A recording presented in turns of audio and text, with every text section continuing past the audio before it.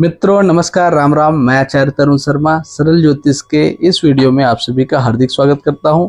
आज हम चर्चा करने जा रहे हैं कि श्री कृष्ण जन्माष्टमी 2022 में कब मनाया जाए। देखिए, हमारे मन में ये एक सवाल आता है कि कृष्ण जी का जन्म कब मनाना है। तो सरल सी बात है, कृष्ण जी का जन्म मध्य रात्रि में हुआ था तो आधी रात को मना देते हैं। तो यहाँ पे अगर देखें तो आधी रात को तो गुरुवार को आ रहा है और कई लोग बोलेंगे कि सूर्योदय के समय वो तिथि होनी चाहिए। तो ये शंका है मन में।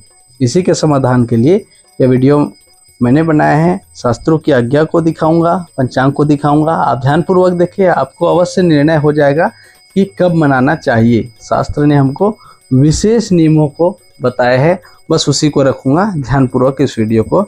चलिए हम देखते हैं। मित्रों, आप सभी के मन में एक शंका बन रही है कि श्री कृष्ण जन्माष्टमी 2022 में कब मनाया जाए। देखिए, समाधान के रूप में मैं कुछ पंचांग को लूँगा और यहाँ पे श्रीदेव पंचांग जो है उसके हिसाब से तो 18 अगस्त स्मार्तों के लिए, सांसारिक लोगों के लिए, और 19 अगस्त वैष्णव यानी साधु सन्यासी वैष्णवों के लिए। अब हम लोगों के मन में सवाल आता है कि जन्माष्टमी हम बोल रहे हैं तो अष्टमी तिथि कब से कब है। इसका प्रारंभ हम देख रहे हैं तो गुरुवार 18 तारीख की रात्रि 9:21 से, यानी दिन भर सप्तमी रहेगा, और 19 तारीख शुक्रवार की रात्रि को 11 बजे तक यह रहेगा, यानी एक दिन है। रात्रि 9:21 से अगले दिन की रात्रि को 11 बजे तक है। अब रोहिणी नक्षत्र में ही कृष्ण जी का जन्म हुआ था। ऐसे में रोहिणी नक्षत्र को हम देख रहे हैं तो 19 तारीख यानी शुक्रवार की रात्रि को 1:52 से 20 की रात्रि को 4:40 तक है। तो यानी रोहिणी नक्षत्र हमको इस तिथि में नहीं मिल रहा है।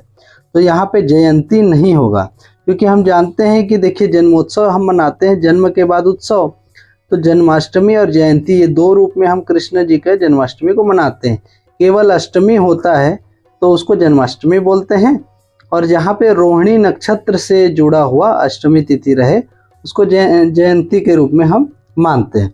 अब हमारे मन में सवाल आ रहा है कि कब मनाए कृष्ण जन्माष्टमी। देखिए, हम जानते हैं भगवान श्री कृष्ण जी का जन्म भाद्रपद मास के कृष्ण पक्ष की अष्टमी तिथि को हुआ था, रोहिणी नक्षत्र में। इस बार रोहिणी नक्षत्र हमको नहीं मिल पा रहा है, मध्य रात्रि में हुआ था 12 बजे लगभग। तो हमको ये देखना है कि ये उत्सव जो हम मना रहे हैं, जन्माष्टमी का पर्व मना रहे हैं, व्रत मना रहे हैं, इस पर्व व्रत त्योहार में हमको शास्त्र के अनुसार दो प्रकार की तिथियां मिलती हैं। जैसे शुद्धा तिथि और एक विद्धा होता है। शुद्धा का मतलब होता है सूर्योदय से दूसरे दिन सूर्योदय तक रहे, यानी आज सुबह मुझे सूर्योदय के समय यह जो तिथि है मिल जाए। तो इसको हम देख रहे हैं तो देखिए, 18 गुरुवार को रात को आ रहा है और शुक्रवार को 11 बजे, लेकिन हमको शास्त्र बोल रहा है कि 18 को मना लो, बोल रहे हैं पंचांग के अनुसार। अब हमारे मन में यही सवाल आता है। दूसरा विद्या तिथि है, ये कम समय का ये तिथि होता है। अब बोल रहे हैं कि देखिए, एक नियम ये है सिद्धांत रूप में तत्काल व्यापिनी, अर्थात मध्य रात्रि में रहने वाली तिथि अधिक मान्य है, ये बोला जा रहा है ना। और एक नियम बोलता है अगर ऐसा न हो तो 2 दिन अष्टमी हो। जैसे कई बार होता है 2 दिन अष्टमी होता है, तो जिस दिन सप्तमी हो उस दिन को नहीं करना और नवमी को ग्रहण करना चाहिए। ये 2 नियम हमारे आ रहे। शायद इसी का समस्या आ रही। पहला बोल रहा है कि मध्य रात्रि में। अब मध्य रात्रि में हम देखें तो शुक्रवार को रात्रि 11 बजे तक है, और 18 को मध्य रात्रि में है 9 बजे के बाद, क्योंकि 12 बजे, तो 18 को मना लो, बोल रहा है एक नियम। दूसरा नियम बोल रहा है कि 2 दिन हो तो सप्तमी वाले को त्याग करना है। तो देखिए, सप्तमी वाला ये है 18, इसको त्याग करो बोल रहा है, और नवमी को ग्रहण करना चाहिए। अब नवमी को ग्रहण करना चाहिए, लेकिन यहाँ पे क्या लिखा है, अधिक मान्य क्या है, जो मध्य रात्रि में रहने वाली तिथि है वो अधिक मान्य है। जन समुदाय में हम कृष्ण जी को रात्रि को हम मनाते हैं, तो हमको जिस दिन मध्य रात्रि में रहे उस दिन मनाना चाहिए। और देखिए, अगर 2 तिथियों का, क्योंकि पारण नवमी में होता है ना, पारण नवमी में होता है, इस आधार पर नवमी युक्त जन्माष्टमी शुक्रवार को मनाना ज़्यादा उचित है। इसलिए वैष्णवों का जो एकदम नियम कानून करते हैं उन लोग को मना लेना चाहिए। और अर्धरात्रि का नियम अधिक मान्य है, यानी अर्धरात्रि का नियम अधिक मान्य है। तो 18 तारीख गुरुवार के दिन मध्य रात्रि को हम कृष्ण जन्माष्टमी मना सकते हैं। देखिए, ये बात मैं अपने मन से नहीं बोल रहा हूँ, क्योंकि हम शास्त्र की बातों को देखते हैं। तो यहाँ पे देखिए, यहाँ पे 18 को सीधा लिख दिया है श्री कृष्ण जन्माष्टमी व्रत स्मार्त के लिए, पारिवारिक लोगों के लिए। और 19 तारीख जो है तिथि आ रहा है वो देखिए वैष्णवों के लिए बता दिया गया।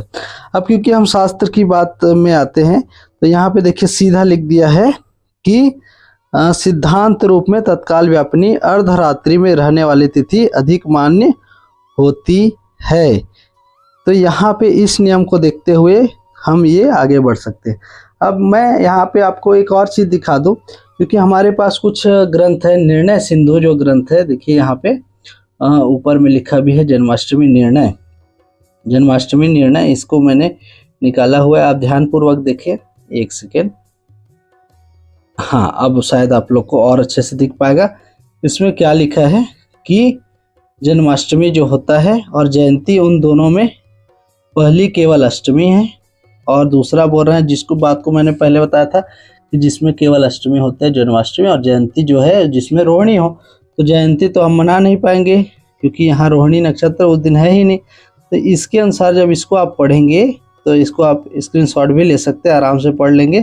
तो यहाँ पे ये मान लीजिए चंद्रोदय प्रधान के हिसाब से, मध्य रात्रि के हिसाब से हमको विशेष रूप से मध्य रात्रि के हिसाब से यह जो पर्व है पारिवारिक लोगों को विशेष रूप से, जो घर परिवार में सामान्य रूप से भगवान जी का व्रत त्योहार रखते हैं, उनको 18 तारीख को मनाना चाहिए। जो एकदम नियम मानते हैं, हर साल विशेष नियमों को मानते हैं और जैसे योगी लोग नियम से रहते हैं वैसा अगर कोई आप व्रत करते हैं तो आप शुक्रवार को व्रत रख सकते हैं। लेकिन विशेष रूप से मध्य रात्रि का देखें तो गुरुवार की मध्य रात्रि को हम कृष्ण जन्माष्टमी मना सकते हैं। यह शंका समाधान हुआ। वीडियो कैसा लगा अवश्य बताएं। धन्यवाद, नमस्कार, जय श्री कृष्णा।